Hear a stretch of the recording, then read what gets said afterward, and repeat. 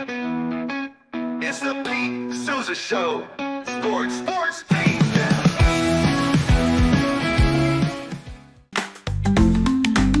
Get ready for epic savings at Best Buy. Right now, you can save up to $700 on select Alienware and Dell gaming products. Perfect for leveling up your gaming experience. Plus, grab the latest Android Google Pixel at an unbeatable price. Don't miss these incredible deals. Shop now at bestbuy.com and upgrade your tech today.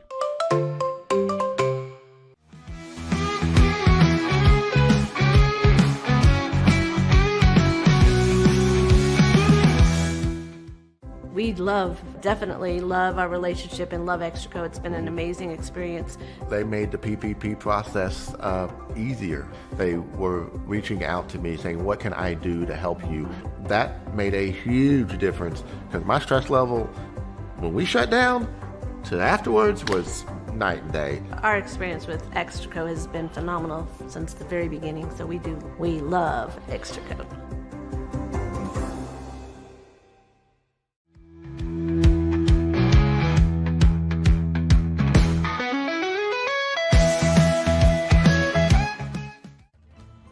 Ready to bring your vision to life? At Small Rig, every idea, design, and product is inspired by you, the creator.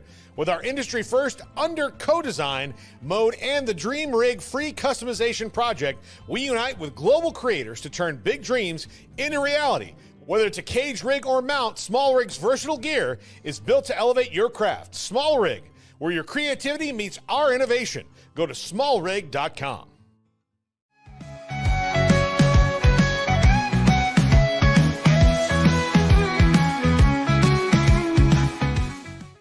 At Rolls Rolla, we don't just sell wallpaper, we create cohesive, cozy spaces. Our deep understanding of design means every pattern, color, and texture is carefully chosen to complement your home. Plus, we use advanced technology and water-based inks for vibrant, eco-friendly prints, ensuring a healthier environment. Visit rollsrolla.com to transform your space today. That's ROLLSROLLA.com today.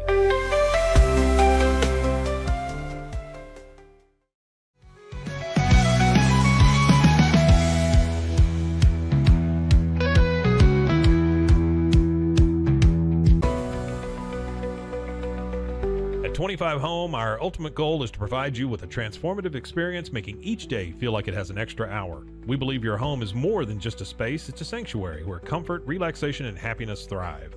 Discover the difference at 25 Home today. Shop now at 25home.com.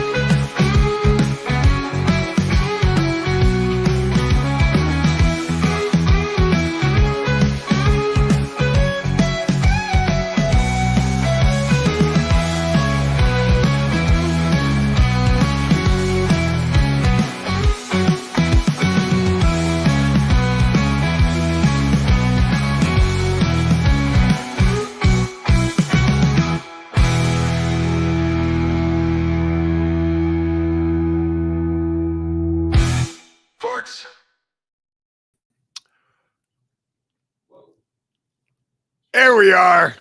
The big box for the big time. The Pete Sousa Show is back on a Monday. The first thing we want to do, first order of business, even before we say thank you to Slovacics, happy birthday to my mom and Scotty Swingler's mom. Come on now, Scotty. What the hell? Oh, yeah. What would we do without April 7th? I have no idea. Drown in our sorrows and poor choices. We wouldn't even have the poor choices to make if it wasn't for our mom. That's true. Yeah, so thank you very much, Mom, from Scotty and I, and a happy birthday. The Pete Sousa Show presented by Slovacics. So much to get into today. It's one of these shows where I'm like, I'm definitely gonna. We need more time in this show. We got Anna Camden coming up at the end of the show. College basketball analyst, college basketball player. She played at Penn State, played at the University of Richmond. and talks to us about the Final Four. Most people know her as like a social media star. She is a star, period. And you're going to get to know her over the course of the next several years in her broadcasting career. But Anna was kind enough to join us, and she's got some really interesting takes. I wouldn't even say takes, insight on Caitlin Clark, insight on Gino Auriemma, college basketball, Paige Beckers. Really cool combo with her. We got to start with breaking news. And I tell you, I don't miss news, TV news. But one of the only cool parts about it was breaking news, when you'd have a developing story happening all morning long. So long as like many people weren't dying. And in this case, hearts are breaking in Central Texas and in Waco, but nobody's dying. Rob Wright has announced that he will transfer or enter the transfer portal, I should say. This news was, you heard scuttlebutt about it over the weekend. Scotty and I talked about it before the show started as information that we had accessed. And it's one of those things that take you behind the curtain. It's like, should we share this during the show? Should we not? And I always come down with like, look, man, I don't want to put Baylor out there in a bad light or do anything that could devalue the program. That this is a story now that it's official and we can talk about it. It's been reported by several different outlets that Rob is gone. The number one thing I can say, just from like a moral standpoint, folks have been out there talking about, not folks, but I've seen a couple posts where it's sort of kind of taken Rob to task for leaving Baylor. Now, I can tell you from what I know, from what I heard last year, Rob Wright was not making the sort of money that a player like VJ Edgecombe was making. VJ was making a lot, right? Now you come to the table again in the offseason. It's reported that Rob was, they backed up the Brinks truck for him. Okay. And this was this deal that would have had Rob staying this year. And apparently a little more money somewhere else. Rob is leaving. I had heard strong rumors that, what would have happened for me when I was 18, 19 years old. His father's involved, and, that changes things. Rob's an adult. He can make his own decisions, but we all know what that's like. I can tell you, I had several conversations with Rob, called a few of his games. An unbelievable kid with unbelievable character. This is the new frontier, okay? I'm sure it's a decision, the way this whole thing went down, that someday down the line, Rob may look and say, man, I could have played that a little better. Okay, fine. But nobody, don't get your feelings hurt when something like this happens, because there's so much at play that we don't know about. I always go back to saying there is so much that we don't know. And what we do know is that Rob is a great kid. And I'm sure there's a lot of frustration around this move. So I want to bring Scotty in right now, just because this is a developing story. It's wonderful for me when moments like this occur to have, Scotty's like a Baylor insider. So Scotty, what do you know? First of all, let's talk about from a fan perspective. Where are your emotions at right now? I know where your camera's at. It's not working. StreamYard's giving me fits, but my audio should still be coming through your laptop there. And if I pop up on screen, don't be surprised, anybody. I've had some time to process this. I heard yesterday afternoon this was happening, and had my best sources were saying, well, I'm not hearing it's not happening, and other sources were saying it's definitely happening. I've used this phrase a lot, the Wild West in college athletics right now. I think that's just true. Just to be frank with some of the folks commenting right now, saying this perspective is garbage or screw Rob Wright. I am not on that bus. Yeah. I'm not. Something Terrence Ganaway said, and if I can get my computer working on this side of the studio, I'll play it for you later. But he said, if you were 19 years old and had a chance to make $1 million more, you would do it. All of us would do it. And if you say oh, I'd be loyal or I'd stay, I don't know that you're being perfectly honest on it. Just to be real. And it goes beyond money, but at the end of the day, this isn't regulated. Teams can do whatever they want. Kids can do whatever they want. I have no ill will towards Rob Wright. I can't imagine what it's like to watch an entire team transfer and try to be the lone guy that's that stuck around. Yeah. So we don't know the conversations that have happened behind the scenes. We certainly don't know the details of his financial situation, but I'm going to assume he made the best decision for himself and his family.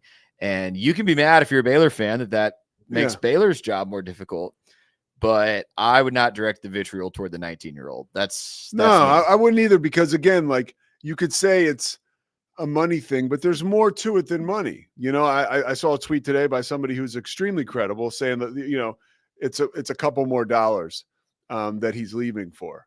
I'll just say it. Ashley Hodge. Ashley's the man. Ashley said there's a couple more dollars that he's leaving for, and Ashley's sourced up. So, but again, there's a lot of, you know, factors that we don't know about. What we do know now is that Rob Wright is gone from Baylor. I mean, that is what we do know. And I say this, I've said this before, you know, this time last year, we were all very, very anxious about what Scott Drew was going to do. Is he going to go to Kentucky, right? Is he going to stay at Baylor?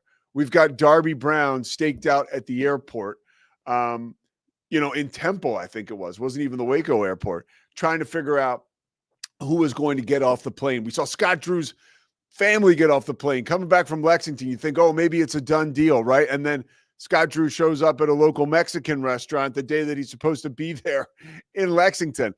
And we were on pins and needles on the edge of our seats, hoping against hope that this guy who has restored this program, not even restored, brought this program, right, to these lofty heights would stay. So here he is. Scott Drew is still here, and Rob Wright is gone. So this is where I think you can say whatever you want about my perspective, but now is the time to believe in the coach that we all were so worried was going to leave this program and leave this school behind, choking on his exhaust, right? He's here. We've got to turn our will over to Scott Drew and his staff and believe that they are going to do what is needed to get done to build this roster and to make it competitive. And I know nobody wants to hear the make it competitive part. Actually, neither do I. Let's cancel that out. To make it elite, okay? Because that's what we want. We want to return to prominence. We want another national championship. And I think rather than talking about Rob Wright and what is out the door, I think we need to talk about who is here and who is going to help us win next year. And I think it starts with Scott Drew. And that is not like a Baylor PR machine. That is truly what I believe. And Scott Drew's an honorable guy. And I think that's what makes this hurt even more. That Scott, you know, was being honest and forthright and truthful and transparent with Rob. Now, remember, there's so many other cooks in the kitchen, but I do know a little bit about how this works. And if you're a guy like David Kay, who's on the Baylor side, or a guy like Scott Drew or some of the other basketball ops guys, you know, Rob's a great kid. I don't know his family that well, but you can have so many different people coming at you with so many different things. You know, a guy who, and again, this is aside from Rob's situation, a guy who says he's an agent and isn't an agent, right? That's calling on a player's behalf. A guy that says he's a parent and is a parent calling on a player's behalf. And then you're dealing with the player. There's so much going on right now that it makes it really difficult for some of these major institutions to keep pace with what's happening. What is happening in the comments, Scotty? Yeah. Two YouTuber accounts. I'm not gonna know how to pronounce this. Bashir, okay. Bashir, and Scotty B, our boy Scotty B. Man, they are wonderful Baylor fans. They are both angry. Tell me what they're saying. I mean, a lot of anger. Let me have it. You know, we've got some comments about moral grandstanding, about what a good kid he is. That we're being frustrating, you and I. Yeah. Scotty B thinks it's pathetic. Bear, the truth is going back to something he said even like 2 months ago as we were talking about Scott Drew, is like there's bigger issues off the court and in the locker room, perhaps with this last year's team. I don't think he would say with the culture with Scott Drew, but with the organization overall. So a lot of frustration, which I can definitely understand. You know, it's funny, you guys, though. Here we are, and this is what gets me aggravated. With response and with fans and maybe alumni in certain cases. What we do know, okay, here's what we do know, is that we heard from the mouths of Baylor players after that loss to Duke, by the way, a juggernaut, and we'll get to the Houston-Duke game a little later in the show, to a man, right? They talked about the experience playing for Baylor. They talked about Baylor making you a better man. VJ Edgecombe, Norchad Omier, Jaden Nunn. Look, folks, if people don't want to get on that train and stay with us or stay with you, then that's their issue. The bottom line is if you come to Baylor and you play for Scott Drew, you'll become a better player. Look at the NBA draft, right? The last 6-7 years, and a better man. So if Rob Wright or anyone else wants to go to another school to foster their career or whatever they want to do personally for themselves and foster, their wealth, let them go, dude. Let them go. They're gone. And we're in a climate now where that is not a reflection of Rob Wright's character as a person. That's a reflection of where we are in society. And if I'm a Baylor fan, I've got a couple really good things going for me. I've got Scott Drew. I've got amazing facilities. I've got a winning tradition. I'm telling you guys also, I've called a bunch of Baylor games over the past few years. When you sit down at that broadcasting table next to an analyst, and we work with different ones, and that analyst starts to go through the game notes, and he looks at it and he says, oh my God, I didn't even realize that Baylor had become this perennial of a power, right? That's not about Rob Wright. That's not about one or two players. That's about what Baylor has built under Scott Drew. And with all the assistants and all the turnover, that's what happens when you have a great program. I think now it's time to bear down and believe if you're a Baylor fan. And I understand the frustration, but it's not about Rob Wright. And pretty soon the page will turn and there'll be more guys, new guys coming in here to play for Baylor. What else you got, Scotty? I think you hit the nail on the head. Really? Nail on the head. I do. Thank Yeah. Again, sorry, folks. We were having trouble on this computer over here, so it's just my voice today. We can't see Scotty, which is all of our losses. No, it helps. You got to see his beard. Makes the show more quality. But if you're a Baylor fan, your mindset has to shift. We have been a good basketball program for 20 years, and I would say elite for about 15. And it's always been bigger than one player. The thing I've lamented, and I've lamented this on Twitter, is I don't know if we're ever going to see another Taurean Prince or a Corey Jefferson or a Quincy Acey who comes in as like a low 3, high 2-star kid, sticks around 4 years and develops. Like, I think those days are gone, but I think I'm with you that is a cultural issue, not a Rob Wright issue, not a Scott Drew issue. I don't even think it's a Baylor issue. I think what Terrence Ganaway said on Please Bear With Me last night, though, is true. I think Scott needs to start finding the kids as best he can. Maybe instead of some of your one-and-done superstar, and you still need those. Like, nobody's going to tell Tunde he's not going to come play Baylor next season. But, like, maybe in recruiting, there needs to be a little more emphasis on finding those diamonds in the rough again. Well, here's the issue here. I'll push back on this. Push back, yeah. And this is with some of the folks. I kind of am with a lot of the folks that are watching now and commenting. When you look at what's going on with Rob, he was a guy who Baylor had zeroed in on like 4 or 5 years ago. Like, he had an amazing, and this is what makes this thing even worse. Very true. As you bring some context back in. Rob committed to Baylor how long ago? Like 3 years ago? 4 years? Like, so he's actually an outlier in today's society of college basketball, where Bill Self struggled this year with Kansas because he's got a lot of transfers on the team who he really doesn't even know, right? So when it comes to crunch time or even certain types of way that these guys play, you're not quite sure what you have, right? With Rob, Scott knew what he had. And Scott or Rob knew what he had with Scott, which does make this even, again, guys, this is a developing story. Like, I'm kind of digesting it and responding to it as you are right at the same time. It does kind of hurt that Rob leaves because he had developed a relationship with Scott Drew going back many years. So, Scotty, I will push back a little bit. Like, I think it's almost like if you can recruit a guy for so many years and get him to come to play at your school, I think that's great. I think in the portal, and I think that's where it gets tricky, right? Like, and that's where these coaches are having to be turned into general managers now, where you have to say, okay, I'm going to piecemeal a team full of guys who have had amazing success at the mid-major level, right? Or another level of college basketball that's not quite Power 4 or Power 5 if you want to include the Big East. So there is a huge difference here as far as, do you want to go ahead? I'm trying to think of the player most recently who put together, or the coach that put together a roster of pieces that, Texas Tech's a good example. Like, you have all these different pieces, right, that you're having to move in at one time, and you see it, right? Like Grant McCaslin sees the masterpiece that this makes up, but player to player, it doesn't really make a ton of sense. So now the challenge for Baylor is, you are in a whole new world where general manager Scott Drew, right, and his staff has to look at what's going on out there, who's available, and how can we build a team of transfers, which eliminates the history and the context you build with someone like Rob Wright in a relationship. But look, in today's day and age, this is what you get, even with guys that you have spent so much time with, right? Even with guys whose family they're still going to leave you in the lurch. And it's not, again, a reflection of these guys being bad guys or having bad families.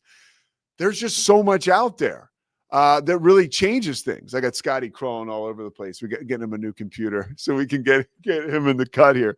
The Pete Sousa Show is presented by Slovacics. Yeah, get it on the chat. Scotty B, the Baylor King, has a pretty interesting point here. He says, let me guess, Rob goes to Kentucky to follow Alvin Brooks, who recruited him. Our own Cam Stewart speculated that was a possibility as well. Not a bad guess, because again, that's a guy who Alvin recruited for a very long time, a very, very long time. And look, I don't think the grass is always greener either. I think that these guys will understand that there's something very special here at Baylor. Look, does Josh O stay? We hope, right? Is he healthy? We hope. Okay, here's Bear the truth of the question. If you were to put a percentage on the reason that Rob left, would it be 90% money and 10% culture? I think that's I have a different answer to that question. Or I kind of answer a different question when I present this. I believe in real time. Obviously, we're responding to all this as it's happening now. I believe it was money going back to last year, right? From everything I've heard, I think that there could have been somewhat of a resentment maybe that Rob and his family had when you find out, because this is what happens now, when you find out just how much VJ is making. And you see how, Baylor gave the keys to the offense to Rob down the stretch. I mean, it was wild to see how this freshman was basically the ringmaster for this entire production. And when I had heard about exactly how much he was getting paid, it wasn't anywhere near what VJ was getting paid. So I think that plays into the money thing. I think that it's also money and emotion, right? And I do believe that the culture is a very, very small part of it. But the culture of today's basketball really changes. I go back to the unfortunate situation with Coleman Hawkins. All year long, he played under this black cloud of this dude's getting paid $2 million. So not only is there more pressure on him to perform when everybody knows he's getting paid $2 million, when there's some divisive stuff that goes on within the team, within the locker room, which happens every year with every team on every level. It's not an indictment on the players and their personalities. It's a situation that, like, people have to find ways to get through those, and it strengthens the team. But when all these figures and eventually they come to light, it can backfire, right? And so maybe that's a situation this year. Scotty, what do you got now that we got you all good? Yeah, I'm here. Wow. Oh, here he is. Wow, Scotty, that's good work by you. We figured bro. it out. We Yeah. did crawling around and changing some cables around. Yeah, I agree with what you're saying. I'm trying to get this Terrence video over to this new computer so we can. Okay. Ganaway gave me some really good thoughts last night. If you didn't check out, please bear with me last night. Go check it out. We talked about this, just knowing it was probably coming.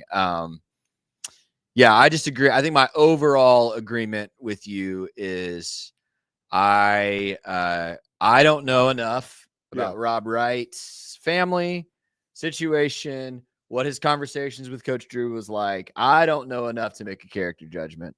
I don't. Yeah. I wasn't there. Yeah. You weren't there either. you know? And so I think I'm mostly with you. Like I am never okay with bashing kids for making a choice that's in front of them. Especially when we don't know what we would do in their shoes. I mean, but this goes even all the way back. Like there was a lot of Baylor fans bitter when Jarrett Stidham left. Yeah. That had nothing to do with money. College athletes weren't getting paid yet, but he came on the show a few weeks ago and we talked to him. When you're recruited by a particular coach to go play in a particular offense, and suddenly that coach gets fired amidst university scandal, why were people mad that he left? Yeah. I never understood. I'm like, good for him. He goes to Auburn. He's going to start in the SEC. Like I'm rooting for it. Like, I don't wish any of these kids poorly. I understand the frustration as a fan. Yeah, no, we're fans. Look, we're fans. We wanted Baylor to keep Rob Wright. We're allowed to get pissed off. We're allowed to get pissed off that Rob Wright left. It's a total bummer. And it's a process we have to go through. But I think we got to be careful about what we're saying out loud about people and the depth of their personality and character. I think we're all kind of hurting right now. Look, I'm from Philly, right? Rob played at Newman Goretti, like in the Philly Catholic League. I went to Archbishop Carroll. Clearly, we didn't play against each other, but like we had that connection. And whenever I saw Rob, I would bring that up, and we would laugh. I think that it was Dan Skillings this year when I had the Baylor-Kentucky game was one of the games I called for Baylor, and Skillings played against Rob, and Rob beat him in the championship, the Philly Catholic League championship at the Palestra his junior year. And I got a chance to chat with Rob about that before the Cincinnati game, and he laughed. We had him up here at the Rogue Media Studios. I sat down with him for a half an hour, talked to him about, his relationship with Coach Drew, with God, his belief, and the guy's a great kid. This hurts right now. We're going to take a quick break. We're going to come back. Do not leave because we have more on the Rob Wright situation as we continue to get information in. Scotty is, and I am too, about exactly why this may have happened.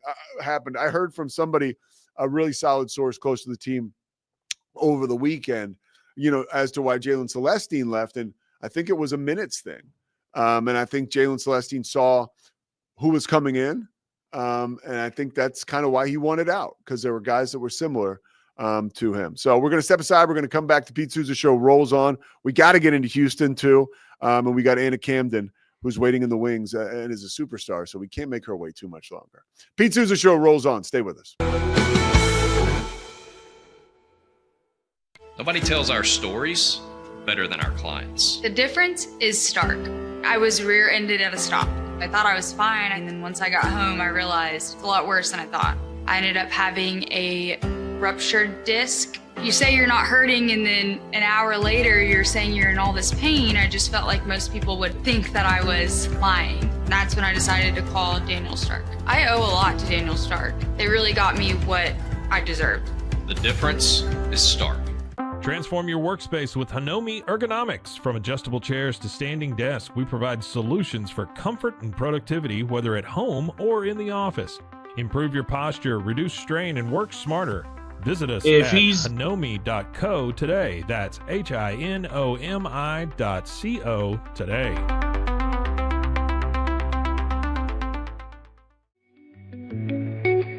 Unlock a world of convenience with Mullybox, your one-stop solution for personalized subscription boxes delivered right to your door. Each box is tailored to your taste. Experience the joy of surprises. Subscribe today at mullybox.com. That's MULLYBOX.com.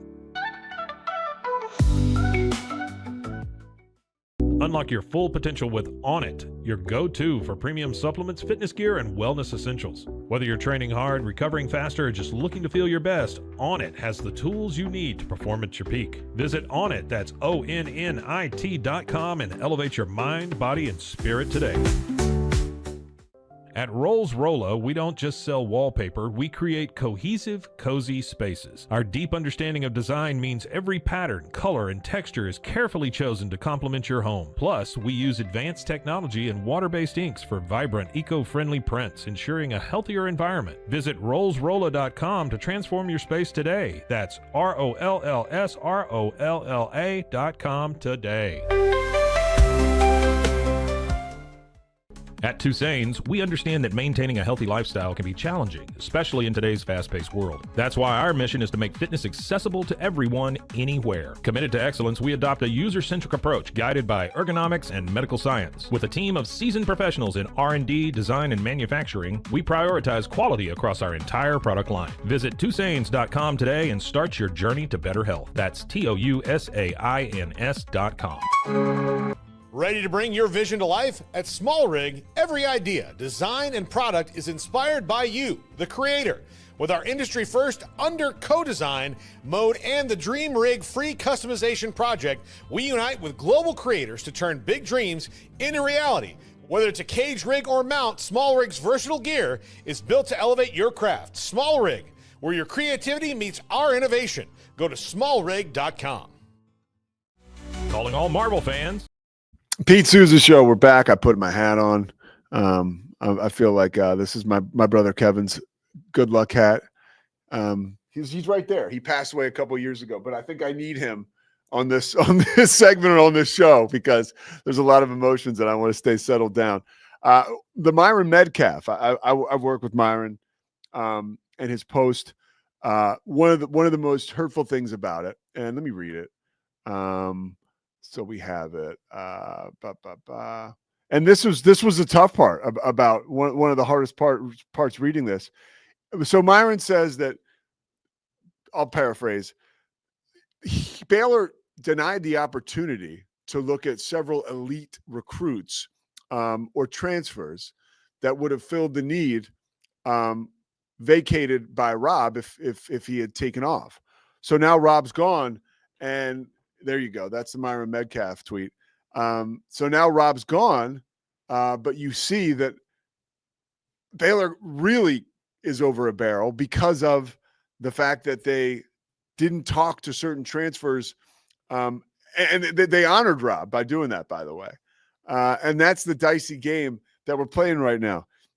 Truth be told, it's April 7th, and a lot more can happen between now and when things, tip off in early November of next year. A lot can go on. So, I try my best not to be a prisoner of the moment right now, because I think it can be, the more and more you read about this, the more and more we learn about this. It is frustrating, Scotty, that Baylor had the opportunity to sign guys and they didn't sign them because of Rob's presence. That's a bitter pill to swallow. Yeah, I think let me turn my microphone on. That would help. That's I think where, if you looked at any of Ashley Hodges' tweets or some others who were I think feeling the pain this morning, that's where it comes from, right? Sure, is I think Scott Drew and staff clearly went to Rob and said, hey, you showed us a lot this year. Next year's team is going to be built around you. You're going to be the engine that runs this offense. And yeah, Baylor signed a couple of really good scorers already in the portal, but certainly no ball distributing, offense running type point guards. It's been shooting guards and wings that Baylor's been going after. And I think the plan was to build all of that around Rob. I mean, in fact, I think, is it JJ White? Is that his name, from Omaha, who said, he transferred in? Yeah. I think he said part of why he transferred in was he wanted to play with Rob. Now I've seen reporting this morning that all of those transfers know Rob's gone and they're all sticking with Baylor. So I don't think there's going to be any more fallout from this personnel wise, but yeah, it's a tough pill to swallow. When you plan to build the entire offense around a really talented kid coming back from year 2, and then you lose them. Now I've also seen reports that, just because Baylor's missed on a few point guards, there's still some they are talking with. Yeah, I think we'll know. I think we'll know by tonight or early tomorrow morning. Maybe when we go to tomorrow morning show, Baylor has signed another point guard, and frankly, probably another point guard with more experience than Rob. I bet Drew brings in. Drew used to really mine JUCO and the mid majors to get points to come to Baylor as juniors. He did that. Kenny Cherry, Pierre Jackson, Manu Lecomte. I mean, not all those guys were mid major guys, but all juniors and senior point guards. I think he'll find a senior. Almost like a Jeremy Roach, but well, I won't say my feelings about Jeremy Roach this past season, but yeah, all that to say, he's going to find a point guard. There's going to be an experienced guard that comes in and takes the spot. All right, well, let's stick with Baylor a little bit. I guess, let's see what Terrence had to say. You talked to Terrence about this last night, and I love going to guys friends of the show, like Terrence Ganaway, King McClure, guys that have been there and played it and know what it's like. Guys, we don't, I mean, I went to college to play football. I was around the locker room all the time. I was lucky enough, got a scholarship, stayed with the team all 4 years. So I have a vibe of what it's like in the locker room, but these guys know truly what it's like in the locker room. I also just to give, I worked in NBA PR for 4 years. So I saw the way these guys operated, but I never played. Let's hear what Terrence had to say. Yeah, let me play. So we do. Please bear with me every Sunday night. Terrence Ganaway and I go live. Please bear with our plug right now. It's a Baylor football show. Like, we don't usually talk basketball, but this news was kind of leaking like a couple hours before we went on. So we talked about it for a few minutes, and I thought Terrence's perspective here, about a 40-second clip or so. I thought this was really insightful because, like you said, he's been the athlete. Yeah. He's done it. So let's just throw out numbers, not saying these are actual numbers, but if he's getting $500,000 from Baylor and someone offers him $1.5 million, there's not $1 million in cultural difference that a staff can make. At the end of the day, you just want to play basketball. You're going to have the chance to play basketball. You're probably going to a team that is going to make it to the tournament, probably top of their league if they're paying you this much money. And like $1 million, I love Scott Drew. I'll play for Scott Drew if I can play basketball. I can't. But $1 million more, that's a lot of money that gives these kids a head start. And every adult that bashes these kids about this, it's too much money. I do agree it's too much money. You would make the exact same decision. Knowing what you know now, you would make the exact same decision. I agree. And I think we need to be careful. I mean, and not that anybody's out there making these horrible accusations, but to challenge somebody's character right now. And again, even if we think we know the whole story, we might not. We definitely don't. Yeah. None of us do. Dude, the only people that know the whole story are Rob Wright, Scott Drew, and a couple other folks that were in on the process. Like none of us do. I want to respond to what Bear the Truth just said. Do you think there will be any fallout from guys transferring, talking smack about the Baylor program? I would say no. And I only say that because even if I don't think Rob Wright's I'm with you. I don't think Rob Wright's a kid that's going to go to Kentucky or wherever and be like, oh, no, when I was at Baylor, he doesn't strike me like that at all. But furthermore, I think for anyone that would transfer out and talk smack, whether it's Celestine or Asamoah, I mean, all these guys that have left, there's VJ Edgecombe and Norchad O'Meara who get up on the podium after Baylor loses. And Jaden Nunn. Yeah, after Baylor loses in the second round, and they say, VJ Edgecombe, would have been really easy for him to come out in an interview and go, man, it sure would have been fun to play with Cooper Flagg and make a Final Four. He could come out and say that, but he said, I regret nothing. I came to Baylor and I have loved it, and it's made me a better human, and I'm ready to go to the NBA. That's why people are going to keep coming to Baylor to play for Scott Drew. I want to keep it rolling and talk a little bit about Houston right now, because this is something that I'm pissed off about, and you guys might want to stick with me for this. I grew up in Philadelphia. I've mentioned that. I lived in New York City for a while. I love big time bias, right? Whether it's West Coast, East Coast, whatever. I get, I can even get hung up on the first take nonsense, talk about the Lakers every day. And sometimes I find that interesting. We talked to Anna Camden about Caitlin Clark. She's coming up in a little bit, but I'm so disappointed in the way that this Houston victory over Duke has been covered, and the lack of appreciation for Kelvin Sampson and who Houston is as a program. People look at Duke, right? And they think that they're just a super important program. A lot of it is, they're in Raleigh, North Carolina, but there's obviously a huge New York City connection. Whenever Duke goes to play at the Garden, it's sold out. Duke is a national, worldwide institution, mostly because of its basketball team and Mike Krzyzewski, which is great. Good for them. But if I hear one more time how Duke choked away this victory, no. They got their asses kicked down the stretch by Houston and Kelvin Sampson. That's what happened. I, again, was so lucky to cover Houston the past few years. I've been to 2 practices, right, before games that I've covered for Houston or called for Houston. Those situations, right, what you saw Houston do down the stretch, which was apply frenetic pressure into the face of a Duke squad who we think Duke is so smart and so polished. Those guys, they didn't know if they were on foot or horseback inbounding that basketball against that pressure. late in the game. Even after JoJo Tugler reached over the end line and slapped James's hand, and they got a technical foul, they still, after that timeout, what Kelvin Sampson did, the decision to, after the timeout, after the free throws by Con Knipple, if you watch the game, you know what I'm talking about. He decided to play it out. We're going to play it out. We're not going to foul, right? We're going to get in your face and make you make mistakes and make you uncomfortable. It was clear that over the past 8-9 minutes that Houston had gotten to Duke, and they were anxious. They were not playing like themselves. That's not Duke choking. That is Houston doing what Houston does. Houston continues to come after you with the same veracity that they started the game with, they will end the game with. And when you look at a guy like Juwan Roberts, the winningest player in Houston basketball history, and we're not talking about some podunk school that hasn't had a lot of amazing players play for a long time. Hakeem Olajuwon comes to mind, right? Clyde Drexler comes to mind. And they had a lot of success with those teams. Juwan Roberts is an extension of Kelvin Sampson on the floor. So is Milos Uzan. I'm telling you, the way that Kelvin Sampson rides Milos Uzan in practice is like, whoa, it's time to clutch your pearls. Now, it's not because he doesn't like him. It's because pressure. What did your boy RG3 say? Pressure. No pressure, no diamonds. No pressure, no diamonds. If you watch the way that Houston practices, and you heard the same thing, by the way, about UConn basketball on the women's side, Gino runs practices, like a drill sergeant most of the time. And Kelvin Sampson does the same thing, right?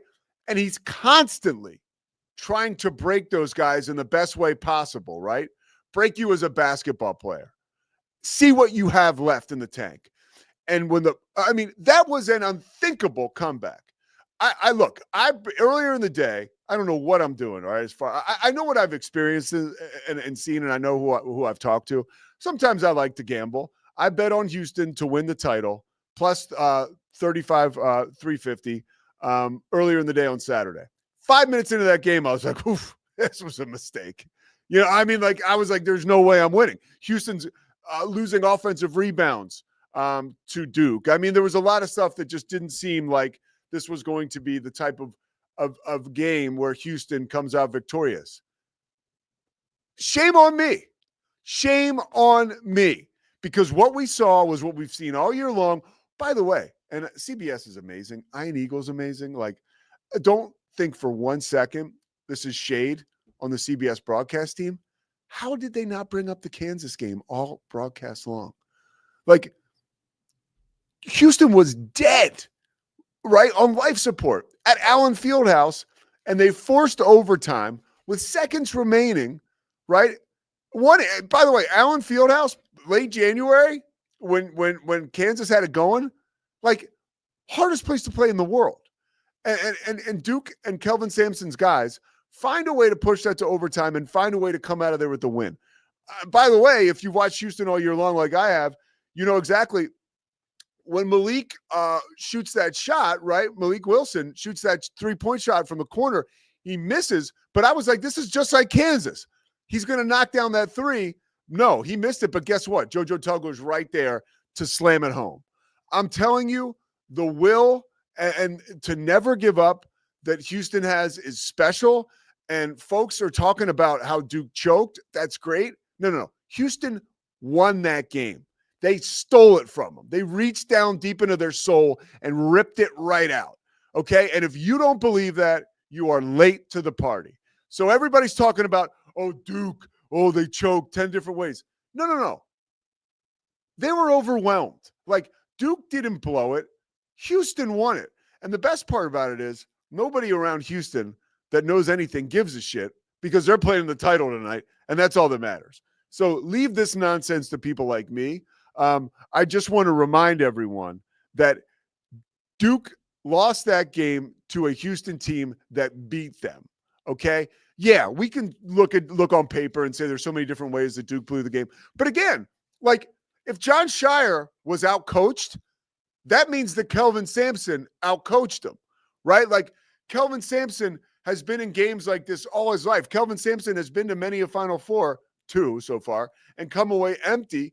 He knows what it's like. He has those battle scars, as do his players. Cooper Flagg doesn't have those battle scars. And by the way, Cooper Flagg, God bless him, he's going to be an amazing pro. But like, that's one of those things where it's like, man, that's for the rest of his life. He'll be the guy that has missed that shot.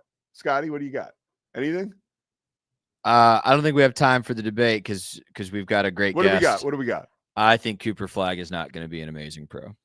Okay, tell me why. Zach is over here reading a comic book, pointing over to you. I think Cooper Flagg is a slightly better Gordon Hayward.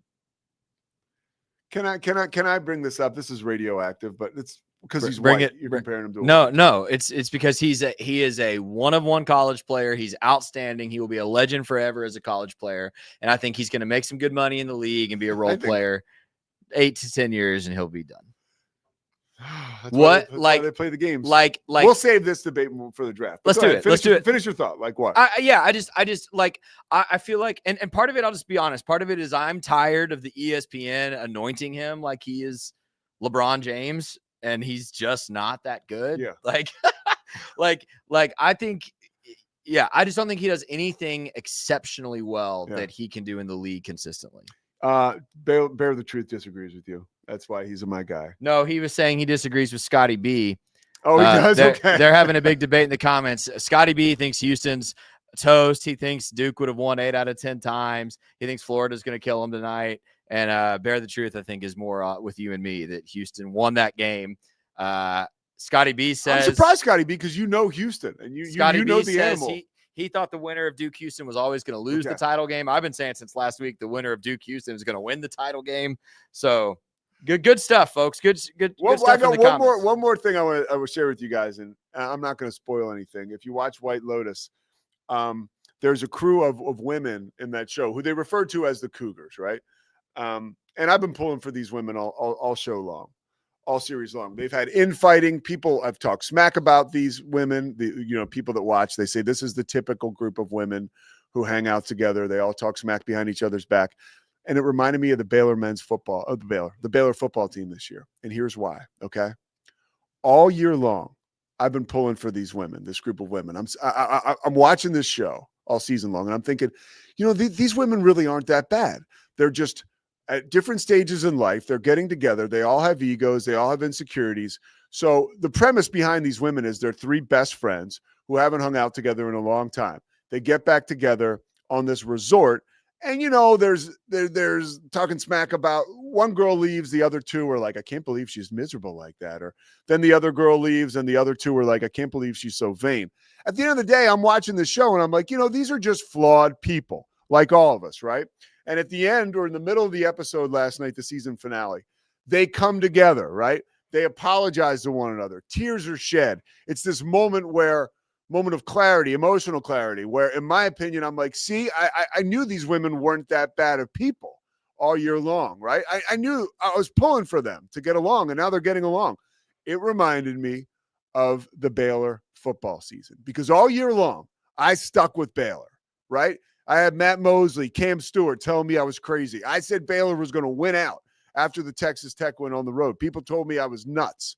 I was pretty damn close to being right, okay, outside of the LSU loss. So let me pound my chest. 2 wins in a row for the Cougars, right? Houston on Saturday night, the White Lotus girls on Sunday. And I'll tell you something, for them to close out the season, I'm not giving away any big spoilers here, but I was proud of my Cougars, both on Saturday and last night, men's and women.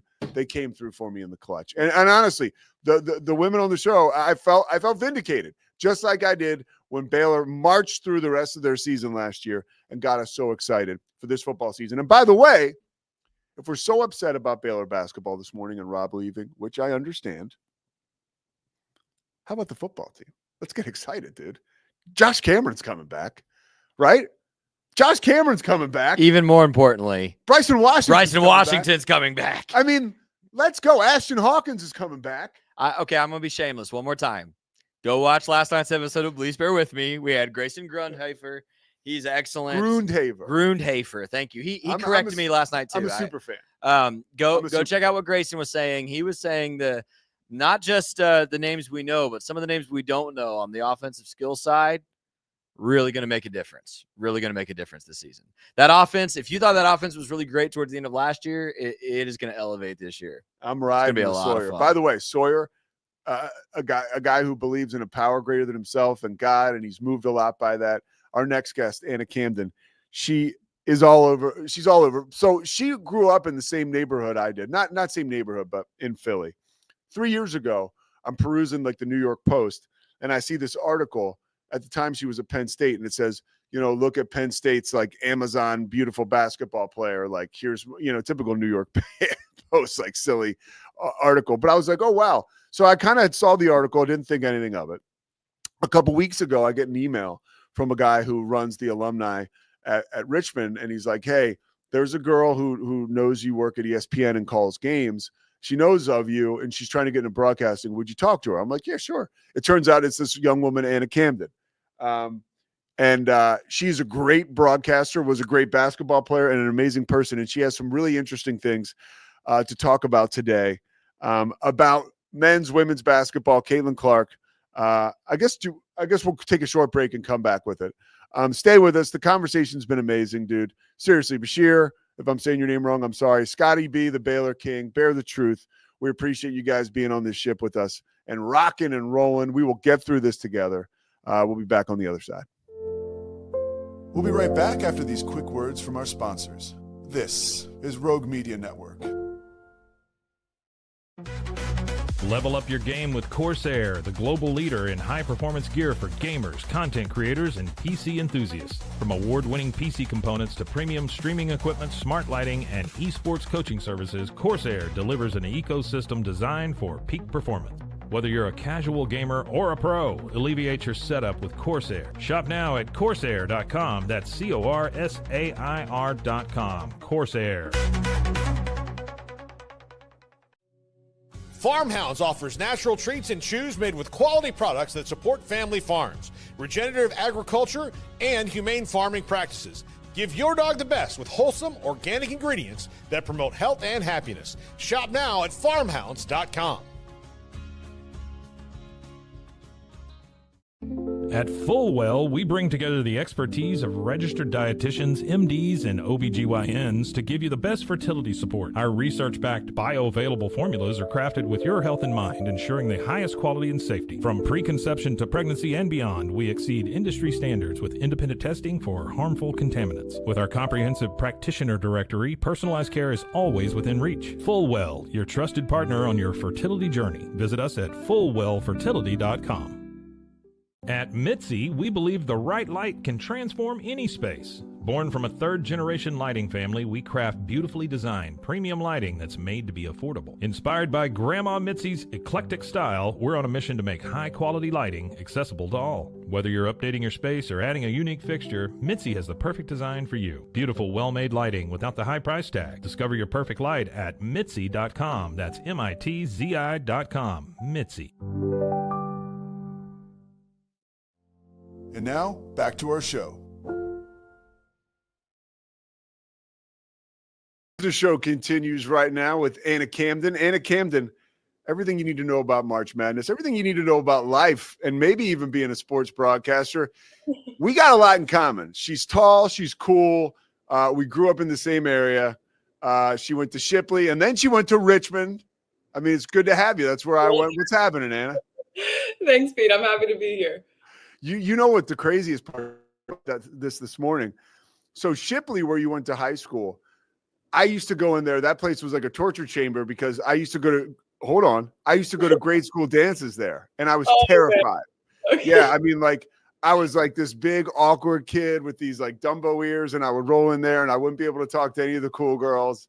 But yeah, Shipley's awesome. It's a great school, very, very good school. And you had a great career in college basketball. You just wrapped up. Mm-hmm. How was your experience? You and I were talking offline.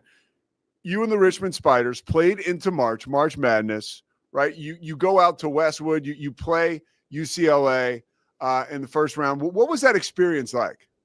That was probably the top experience of my college career. I think playing on the big stage, getting that first round win in a dominant fashion versus Georgia Tech. We made school history. That was Richmond's first NCAA tournament win. So that was just like incredible. And I think leading up to the tournament, what made it so much sweeter is that leading up to the tournament, there was some questions of, are we going to make it? What seed are we going to be? We had lost in the A10 tournament and kind of left our fate up to the selection committee, which is not a fun place to be in when you're waiting all week for those announcements. And then when we found out that not only did we make it, we were going to LA and we were wearing white. It was just like, this is incredible. We have an opportunity to do something really special, and we did. And obviously fell short versus UCLA, but they're an incredible team. But it was an amazing experience.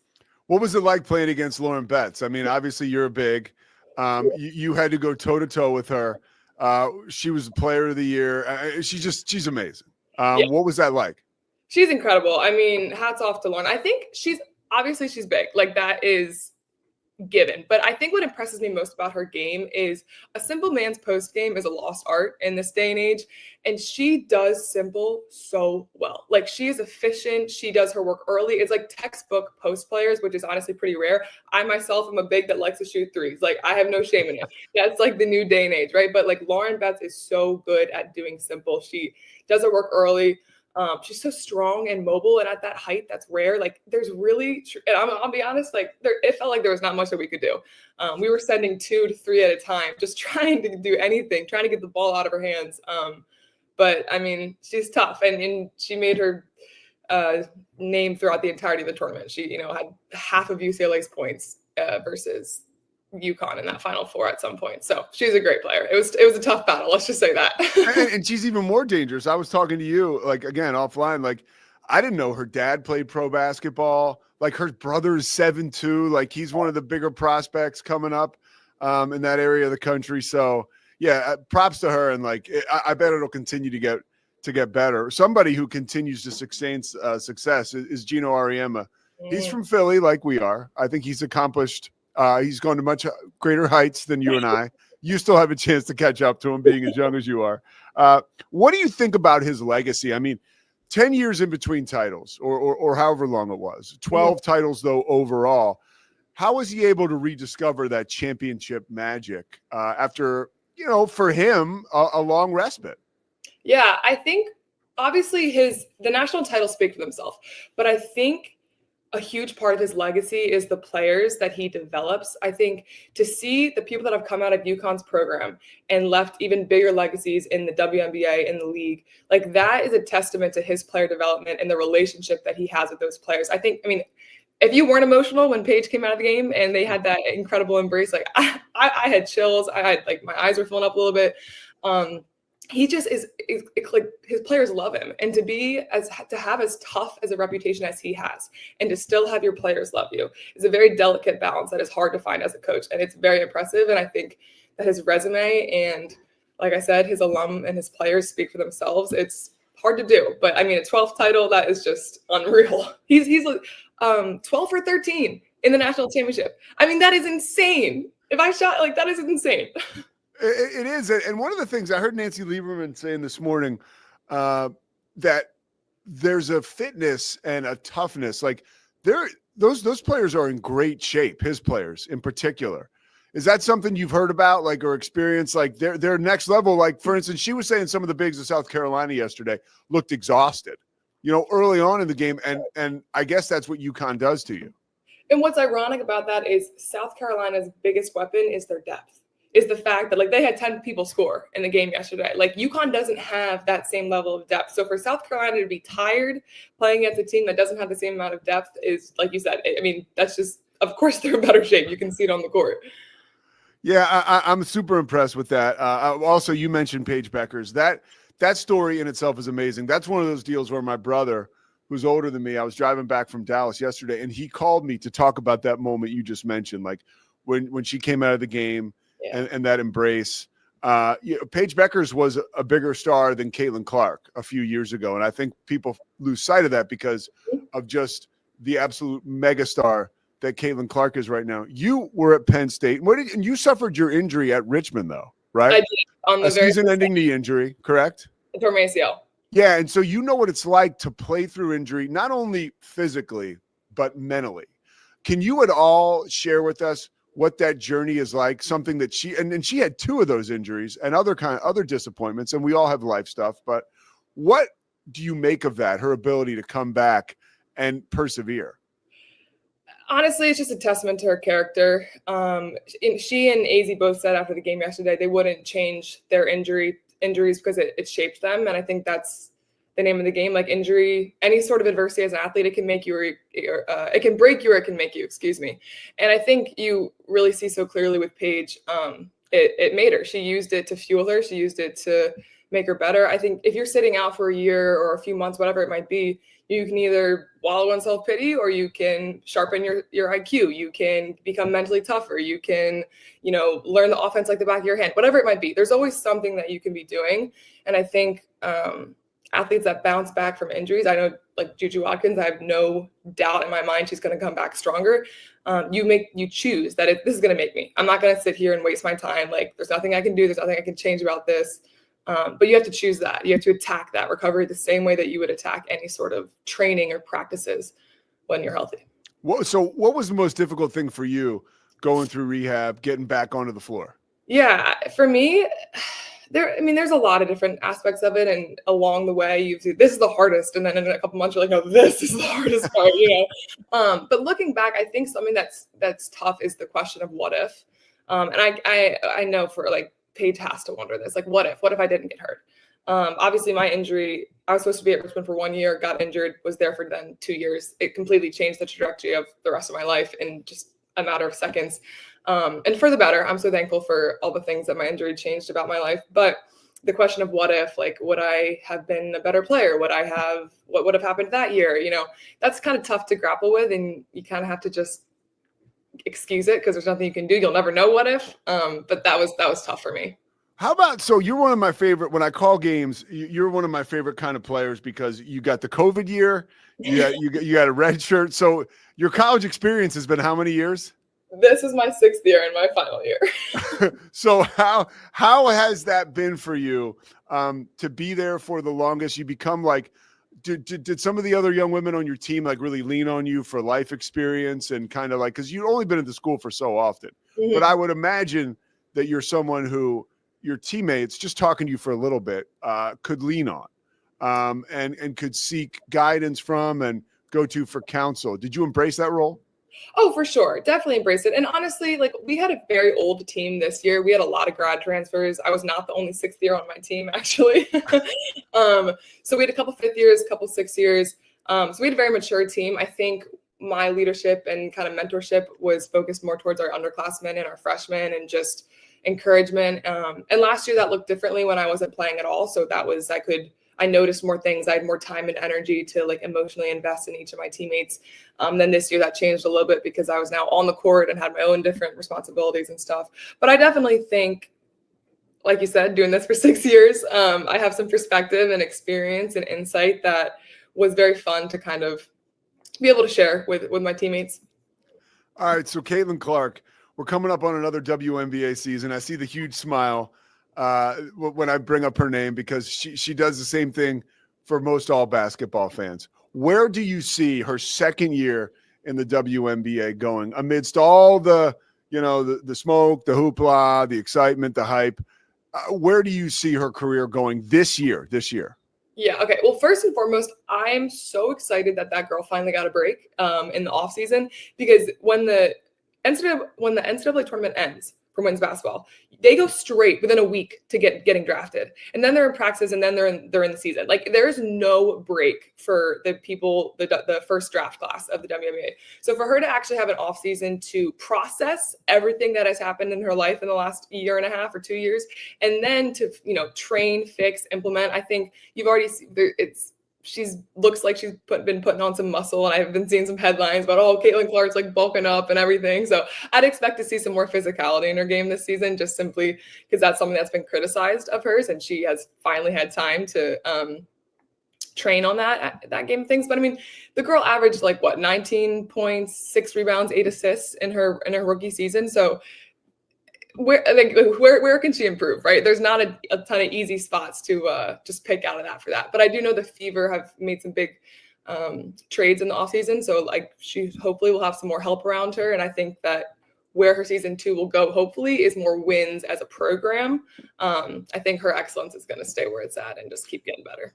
when you're a player like that, and you get, and you've experienced this with all your success, when you get help, right? When your team gets better, how does that affect you internally? Like the mental side of the game? Well, it definitely takes some pressure off of you when you're the best player on the team. And I'll be honest, I've never been the best player on my team, so this is speaking from, I think I would infer and guess. But you draw all of the defensive attention, and to consistently put up numbers every night when you are drawing all of the attention, when a team's entire game plan is to stop you, like that is one of the most impressive things you can possibly do. I remember at Penn State when we would play Caitlin, it would just be like, make somebody else beat us. Make somebody else beat us. And it was like so hard to do. She somehow knew. She's so smart. That's my favorite part of her game, is her IQ is so smart. And so I think when she would have help around her, and I wish she had some great help around her, but in this coming up season, it takes some of that pressure off of you. It opens up driving lanes and gaps like that she can get in, because people aren't going to be sinking off of non-shooters or whatever. So I'm excited to see that way that might impact her game. You're on the floor with her playing, in the Big Ten at the time when you're at Penn State. I mean, you're by no means like you're a really good player. You're playing at Penn State, right? Like, you've been highly recruited, but now you're on the floor with this phenom. What is it like sharing time with somebody like do you catch yourself? I mean, I remember, I played hoops in high school at Carroll, and I was good enough where I played on some really good summer league teams or whatever. But so there were guys that I played with on the floor. I'm like, damn, when they make passes, like in your head. And I'm curious to you what it's like when you're an opponent and you're playing against someone like Caitlin Clark and she's doing what she does. Were there times where you're just kind of like left with your mouth open and just kind of like, damn? I think as a competitor, when I was actually on the court, I never had those moments as much. Like, you have moments playing against great players where like, not much I could do there. That's when you tip your hat and say, that's a great play. That's better offense than there was defense. But when I'm on the court with her, I never had the moments of like, oh my gosh, it's Caitlin Clark, or like, this is a basketball legend in the making, whatever it might be. I'm just playing basketball. She's just an opponent that I'm playing against in the Big Ten. However, when I was done at Penn State and I would look back, I'd be like, wow, I really played against Caitlin Clark. And especially what she's done since then, it's pretty cool to recognize that. You hear that, Scotty? No intimidation. Welcome to Philadelphia. That's what we say right here. So what about the men's title game? That's happening tonight. I called a bunch of Houston games. I do a lot of Big 12. I felt like I kind of knew that Houston had that in the tank. I did not think it was going to happen, right? When it felt like Duke was in control the entire game. But they were able to come back, sustain, and even attack. Houston was, to get to the final. On the other side, Florida, taking down Auburn. You've watched these games. You're not only your talent, right? For you work in sports broadcasting. I see you as a great analyst, right? I told you that. So when you watch those games and going into tonight, how do you foresee things going down, Florida and Houston? Well, first of all, Saturday night was a rough night for Anna because I had Auburn Duke in my final, so that hurt. It was a double whammy. Tonight, I would love to see Houston finally take one home. I honestly, prediction-wise, it's tough to say because I had all my marbles with Duke and Auburn. Florida looks so good. I mean, Clayton Walton Jr., or Walter Clayton Jr., whatever it is, is so impressive. I think if Houston lets him go off, it's going to be a tough night for them. But I think if they can limit that from Florida, limit the perimeter, then Houston has a great shot. I remember back in 2023, Houston was the number 1 seed, and I actually got to meet and talk to Jim Nance that March, and that was his last. Like, he had announced that was going to be his last the calling of the Final Four. And obviously, Houston is his alma mater, and it was like this potential storybook magical ending for Jim Nance to be able to call the number 1 seed, their first national championship, and they sold. They completely sold. They lost in the Sweet 16 to Miami, and it was like, well, storybook magical ending over. And I think everyone just is waiting. Like, can Houston can they back it up? Can they pull it out? And I'll be like I said, I didn't pick them, so I didn't have the faith, but it would be really cool to see that finally come to fruition tonight. I totally agree. And I think like what you saw with their team, they're an extension of their coach, Kelvin Sampson, on the floor. And like that will to win and never quit is like some of those things, like you throw it out there, it's cliche, but it's very real. And, they've been tested this season, all season long, winning close games. And I think that they showed that grit, right, on Saturday. I wanted to ask you about what you're watching on TV. Any series right now? I watched the White Lotus finale last night. We could talk forever about that, but anything you're watching right now, what's going on off the court for you? Like, is there something you can't miss? All right, two things come to mind. I've been an American Idol fan since I was like 8 years old. Like that was like, Mom, please let me stay up and watch American Idol. That was wearing out the phone, right? Like, yeah. So I love American Idol. And then I'm also watching The Chosen right now, which is like a biblical series on Prime Video, which is really, really good. So I'm not a huge, like, I enjoy TV, but I'm not like, oh my gosh, unless I have a series that I'm hooked on, which I don't fully have right now. I don't spend a ton of time. If I'm not watching sports, the TV's usually not on. What's the pregame meal for you when you were playing? Pregame meal. Oh man, that changed. I think if it's breakfast this year, we would cater from this place and they had the best biscuits. So I'd have some scrambled eggs and a biscuit. And that was like my pregame meal. What was the spot? Do you know? You remember? I can't remember. I want to say it might have been Morrissey's. I'm not sure. Okay. I think it was Morrissey's, but it was great. And then if it's more in the afternoon, I personally love a peanut butter and jelly. That's probably sounds so underwhelming, but it's just so safe on the stomach. Peanut butter and jelly, so good. So that's probably my go-to. And you know what you're getting. Exactly. Because it's a big day. You got to perform like you know what you're getting. Are you in, by the way, so as somebody, obviously a Richmond alum, are you on campus? Like obviously you don't tell us exactly where you are, but are you do you live in the on-campus apartments or are you off campus? I'm off campus. So since I'm a graduate student, I'm allowed to live off campus easily. Don't have to get like approval or anything. So I've been on campus the last 2 years. Oh, the last 2 years you have been? Mm-hmm. Now, describe to people how beautiful that campus is. Oh my gosh. Honestly, Pete, that is one of the reasons I'm like, dang, I wish I'd gotten a chance to live on campus. It is gorgeous. Yeah. First of all, the lake, it's like, I've been told it's like a mini Duke. I've been to Duke, but not enough. But I mean, it's just like brick buildings everywhere. There's greenery. There's so many like lush trees and flowers, and a walk around the lake can seriously cure all your problems. Like for me, that's like my mental health walk, a couple laps around the lake on campus. It's beautiful. That was my, I think, second recruiting visit, and my parents were with me, and my mom was like, nah, you're going to go here. Like, I like the coach. This place is like literally, you couldn't, the best artist in the world couldn't draw this picture, how beautiful this campus is. This is where you're going. And speaking of that, can you tell my mom happy birthday? Oh, happy birthday.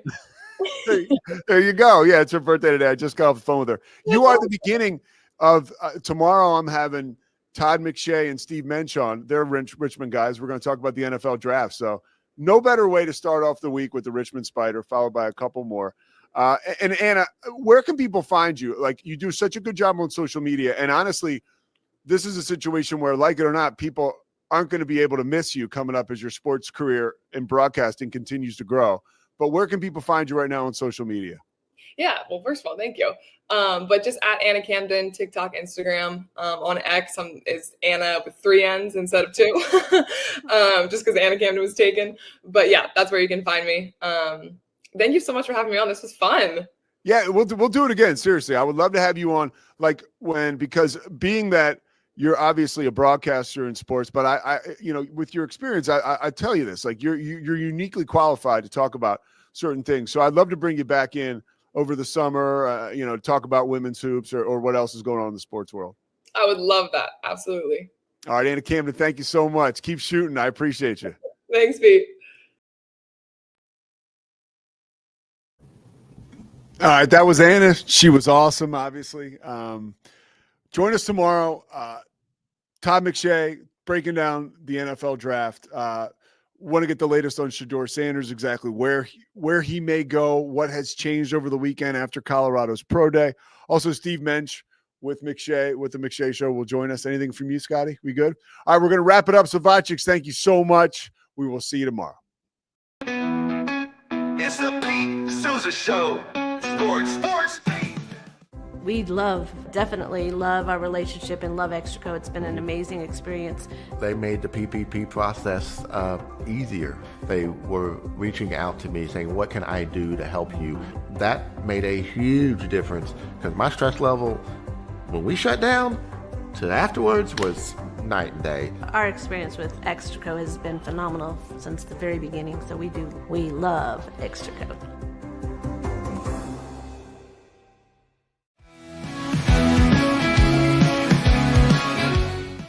Nobody tells our stories better than our clients. The difference is stark.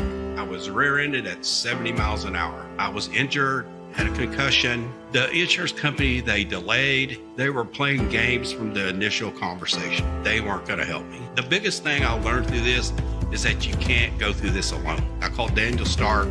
They were going to help me and everything was going to be all right. Daniel Stark got me 10 times the insurance company offered. The difference is stark.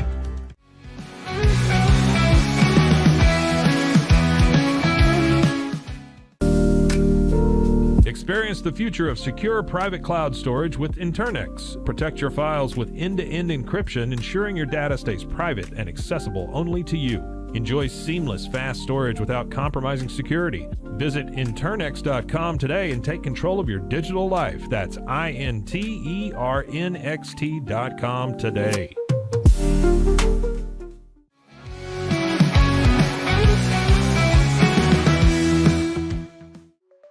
Protect your online privacy with NordVPN. Browse securely, access content from anywhere, and keep your data safe with military-grade encryption. Whether at home or on the go, NordVPN ensures your digital freedom. Stay secure. Download NordVPN today at nordvpn.com. That's NORDVPN.com.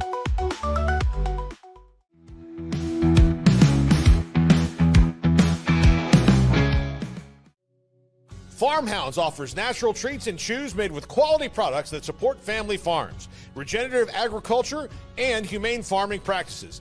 Give your dog the best with wholesome, organic ingredients that promote health and happiness. Shop now at farmhounds.com.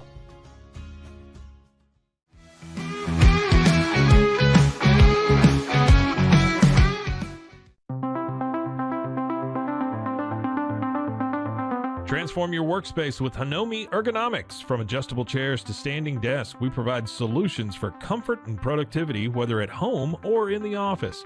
Improve your posture, reduce strain, and work smarter. Visit us at hanomi.co today. That's HINOMI.co today.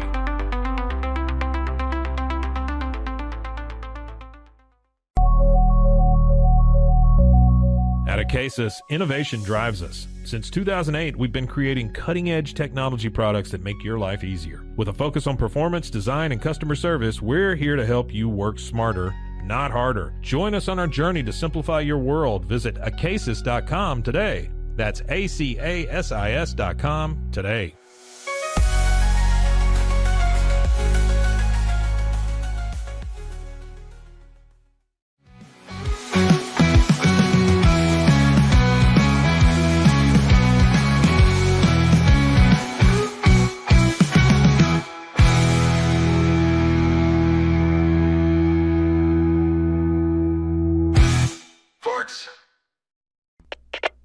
We